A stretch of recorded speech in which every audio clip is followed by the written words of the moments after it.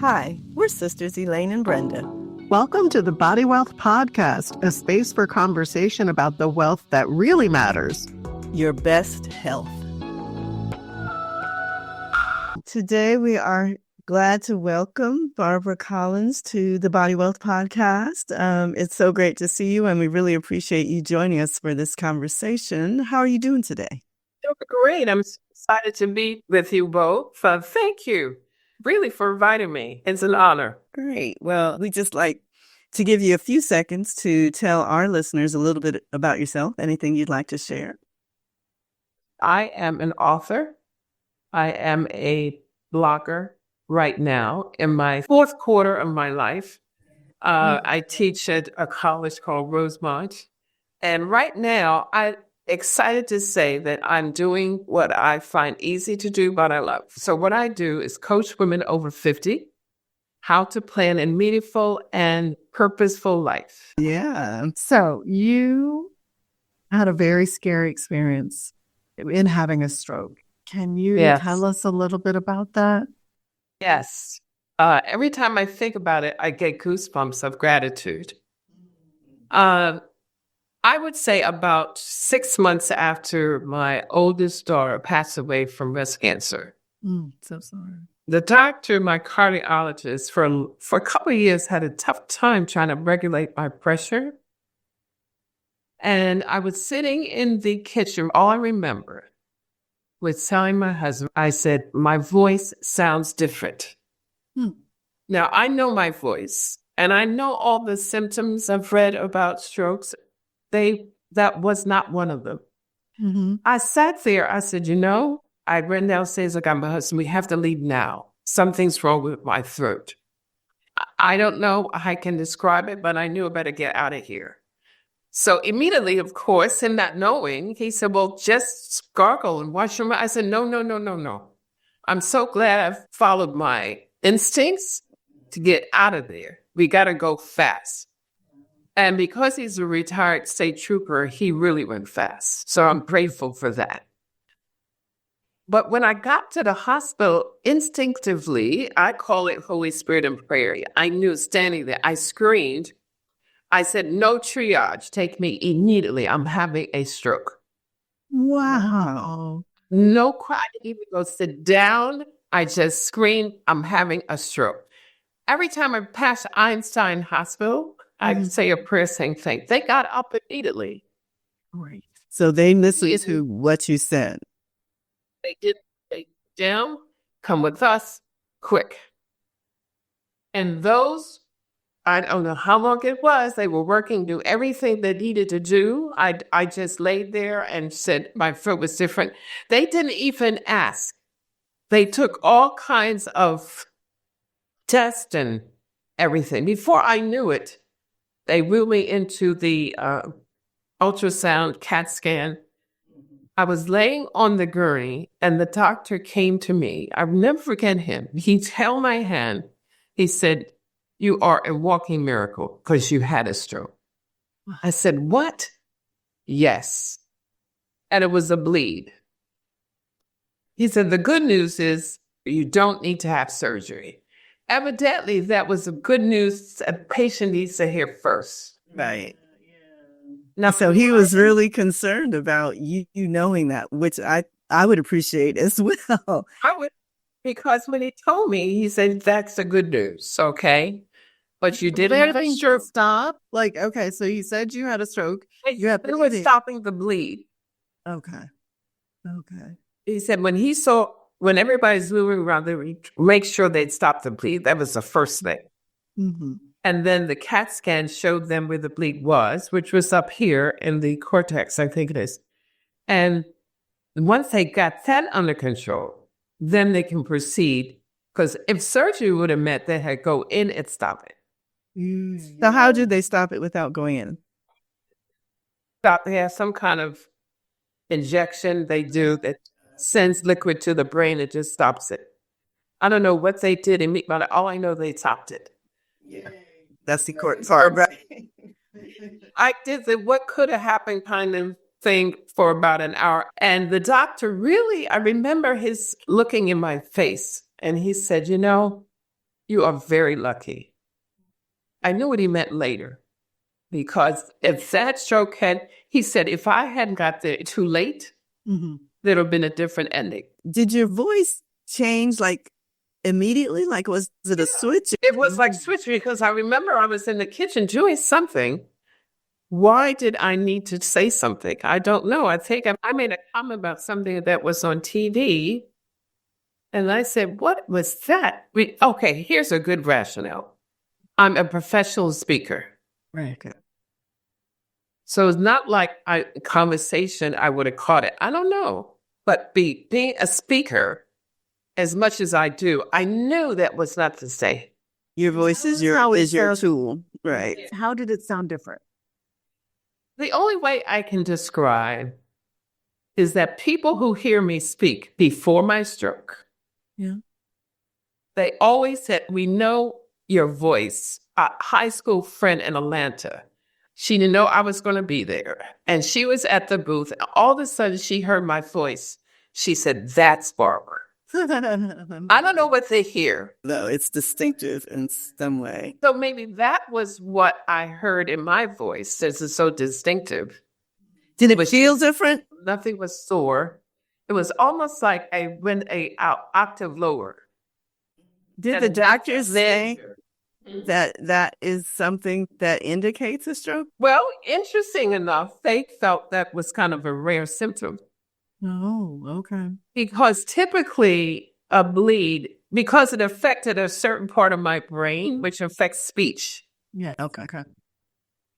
So that was a connection. Mm-hmm. The neurologist came in to see me, and he said to me, your blood pressure was not controlled.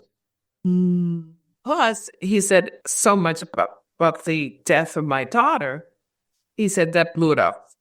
Yes, of course. But a very important need that I had, which was to control my blood pressure moving forward. Because that bleed, if it came here, but it was like 2 centimeters, very, very small. But my cardiologist said that's not small. So the neurologist said there was a study done for people of color using a certain blood pressure medicine. And he prescribed that. And ever since that day, my blood pressure has been controlled. Okay. And for me, that was very, very important, because my cardiologist had so many problems. I had side effects on so much of meds, and we could not control it. My cardiologist, I'm serious, he must have tried 10 medications. But what my cardiologist said is the medicine that he recommended, he did not use it on me because of some medical kind of reasoning I don't remember. He was not aware of that clinical study. He didn't know. If he knew, doctors don't know everything. Of course. Yeah. I had 2 friends who were physicians. They said, we don't know everything. So we rely on. It's got to be a partnership, right, between the patient and the doctor. Yeah. So I pass this on to so many people because it's important. Well, now I ask you this. So you had been seeing your cardiologist before this event. So you knew at the time that you were still working to find. All the time. Consciously. Right.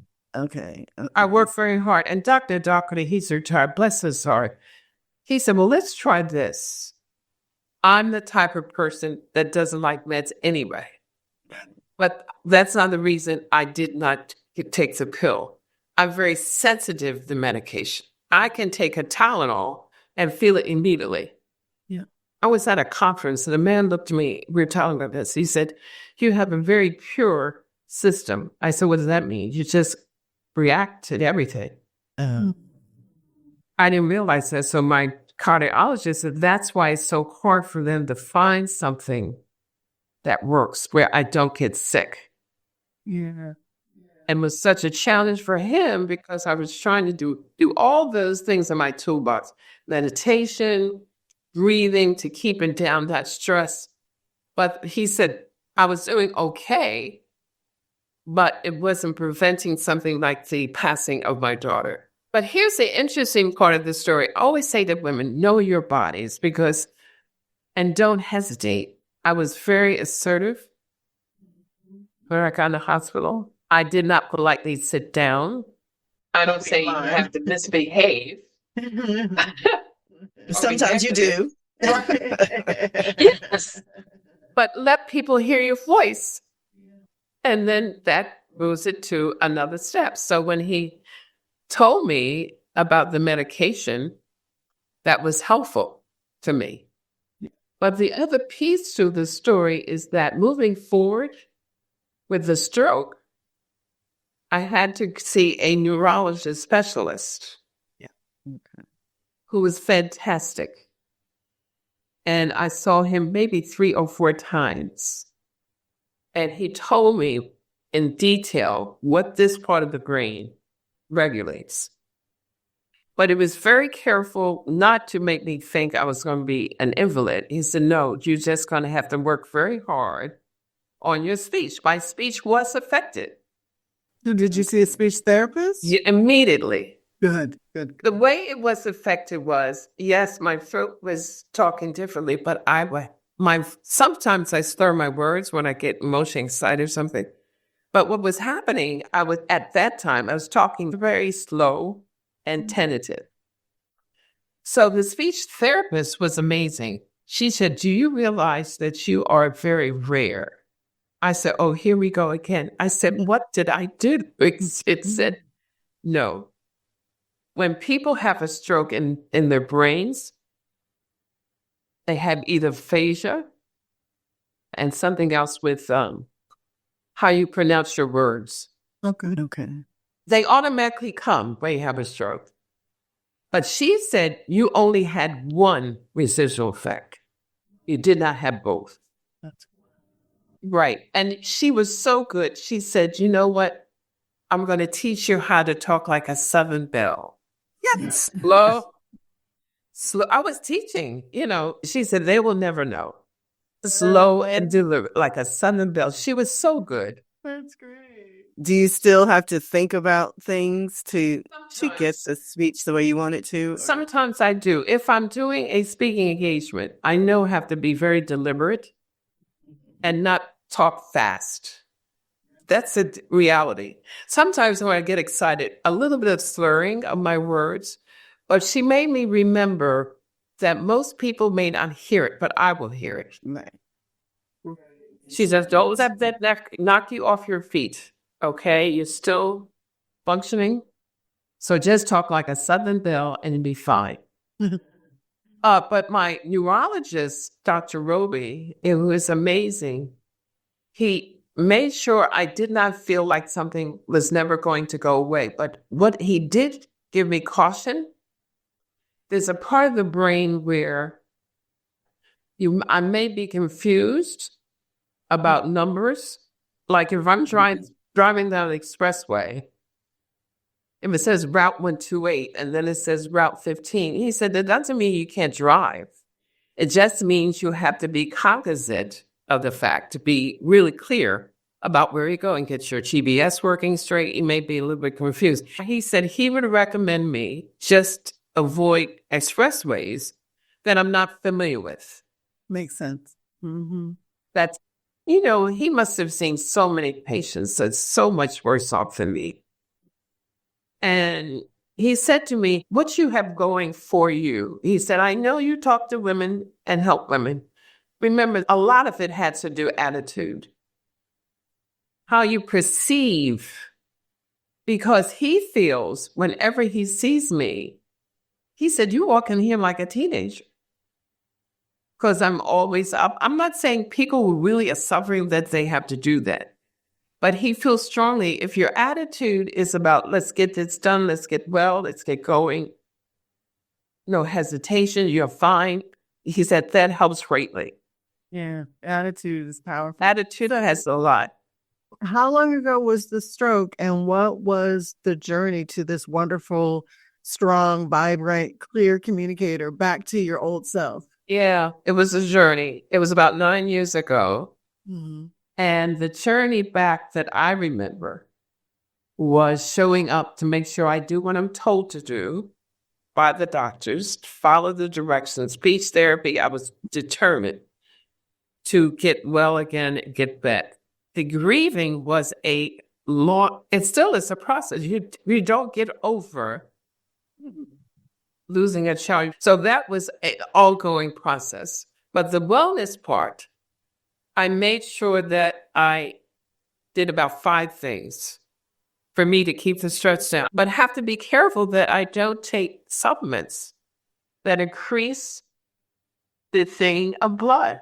So well, you don't take supplements, but you check with your doctor anytime you're going to add something different to your body.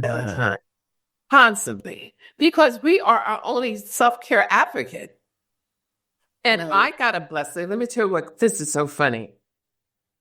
I was on a coaching Zoom with other coaches, and one of them, she has a doctorate in pharmacology. She is on my speed dial. Mm-hmm. Mm-hmm. Oh, she is so important. Anytime I have to take a new medicine or somebody recommends it, said, okay, all right, here it is. She gives me a rundown very objectively. If you eat right, you're doing good. Look, let's make this a better way to get older, okay? Yeah. So I have the Calm app. I do mindfulness meditation, okay? Okay. I eat well. I stay hydrated. And also I reduce my taking of any kind of supplements. So that's why about those things. Eat well. What does that look like? Stay hydrated. Eat well for me is I am convinced that our bodies tell us what body does not want. So my doctor told me, as you get older, your body will reject certain things. Pay attention to that. My daughter now can't eat shellfish anymore. Why did that happen? Well, she's getting older. Okay. So eating well for me means low sugar. I'm serious. But I did have a way of reducing it. A friend of mine said, if you have to eat a dessert, get a good dessert. Yeah. Get one that costs a lot of money. Don't waste it on Hershey bars. Right. And do it in moderation. So don't eat dessert every day. Eat it once every 2 weeks. Or something. Just once a year. What? So I'm big on low sugar. I'm also big. Okay, this is my big mantra. Please keep moving. Yeah. Every day. All 3 doctors, that's their mantra. Keep moving. That could look like so many different things. It's important for me to keep moving, to keep my blood flow going. So I walk a lot. And if you don't walk, dance. Do something. I have read that the new disease is sedentary. Yeah, I read that too. Sitting in front of screens. Yeah. So my spiritual life is first. My affirmations is second. Third, eating well. Fourth, keep moving. And I don't take supplements. And also I'm very laughter. Yeah, oh, good. We have a lot of laughter in our lives, so hopefully that will serve us. Oh, I forgot one more requirement to really stay healthy is engaging. What we're doing, the brain loves it. Yeah. Okay. So I'm so excited that you have this because the brain is smiling because we're engaging. Sharing of information and stories is helpful to everyone. So thank you. Yes. We thank you again for doing that. But I have a question about you because I know that you have had a lot of interactions with the healthcare systems. I know the stroke is one personal health issue. But also working with your daughter, I'm sure you were involved there too. So what have you learned about how to get the care that you need from the medical system? Okay, I'm so glad you asked me that question. I'm a believer in speaking up. It's all right to tell a doctor, I need you to listen to me. They are only human beings like you are, but they need to know. There's a quick story that my cardiologist, who I had for 10 years, when I first met him, after 3 months, I said, Dr. D, I have to tell you something. He said, okay. He said, but I'm busy right now. I said, okay. So I called his nurse. I said, I need to see him not on the gurney. She said, we don't know what that means. What do you mean? I said, I want to see him in his office. Yeah. Not looking at the screen. She said, I didn't know what to put down for that diagnosis. So she made it happen. And when I walked in, it's not being, what's a word? High-minded. No. Trying to request. And he said he was a little nervous when he found out I wanted to come in his office. With your clothes on. So, oh my God, what happened? Did I do something? He was moving things around. I said, Dr. D, no.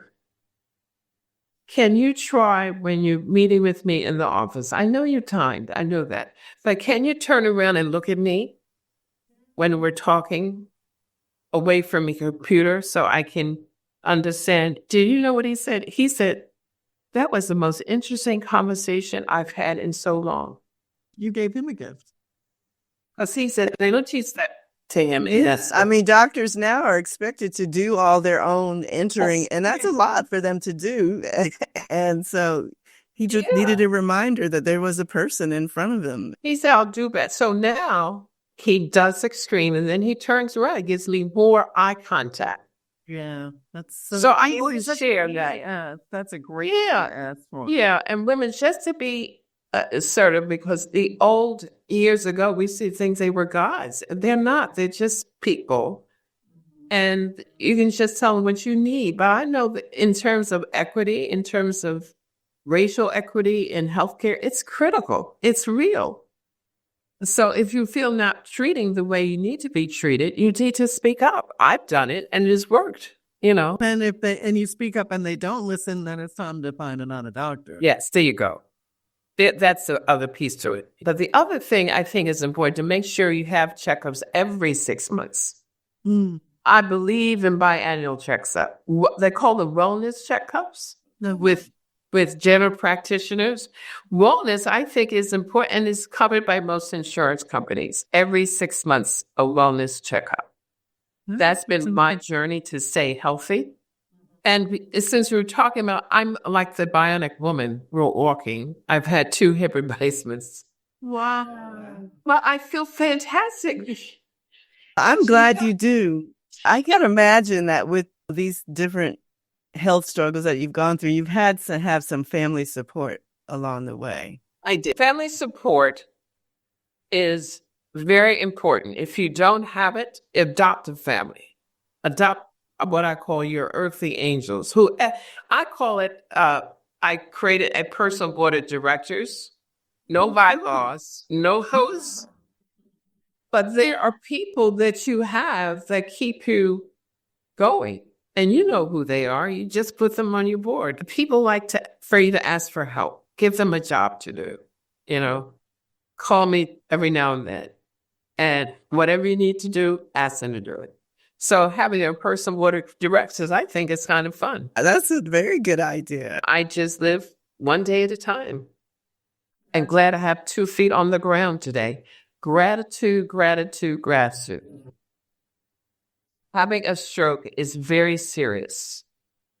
Extremely. So for me, taking care of your blood pressure is critical. And that's the thing that I want people to think about, because they often call it the silent killer, because it's really often, unless it's really bad, you don't have symptoms. You could be having high blood pressure for years, doing damage inside your body without knowing it. Those regular checkups that you talk about, those wellness checkups, really would make a difference. And having the information you need to make the right decision. How do you think being a Black woman affected your experience? Oh, that's a good question. Mm-hmm. Strength. I believe Black women, we have strength that we don't know we have, and power from our ancestors. From our ancestors who gave us the strength to survive. So when you go through these trials and tribulations of health, think back how they did what they had to do with less than what we have. I always say we're more than we think we are as Black women. So that's what I believe strongly. My ancestors keep me going. What would you need from your medical provider to feel well cared for? To look at me when he or she is speaking to me. Yeah. But also to listen to me if I have another suggestion. Mhm. And question and want to hear more about the suggestion. I believe eye contact is so important. To speak to me, look at me, say, I see you. That is so valuable in healthcare. It really is. You said consider the recommendations that I might bring, and so when you're bringing ideas to your doctor, where do those ideas come from? Research, I read about things. I know my body. I said, what do you think about this? But I read a lot. Maybe something that you read relates to you. And just say, doctor, I heard about this the other day. They may not know, but they listen to you. Say, well, I never thought about that. How does your insurance company feel about it, though? I called them first. Okay. I didn't want to put the doctors through that. Let me get what the insurance companies would say. Okay. And she gave me a very practical way. She said, here's how I would talk to your doctor. She said, because what your doctor is going to have too much work to do is trying to figure out what is the pre-diagnosis that's going to cover the test. Right. She said, you can make it easy for her by giving the names of the tests and give the reason why, and partner with her, what we can submit that's going to cover it. That's called partnering. Right. Now you're a partner with the health insurance company as well. Right? I'm already taking that note about calling the insurance company. Yes, it worked. I mean, she talked to me a long time to make sure I understood what to do. And it doesn't hurt for us to talk nice, No. Well, you are a role model for advocating for yourself. Thank you. Just being strategic about your wellness. So we're so delighted that you agreed to be on the Body Well. Thank you for asking me. Thank you both. You made my day and the sun is shining and I love this space. Yay. We do too. We do too.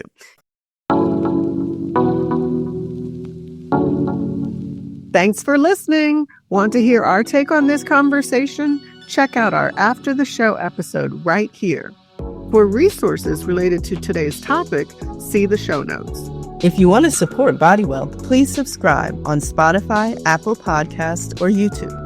We'd also love it if you give us a 5-star rating and write a review letting us know what you love about the show. The Body Wealth podcast shares personal stories to inspire you.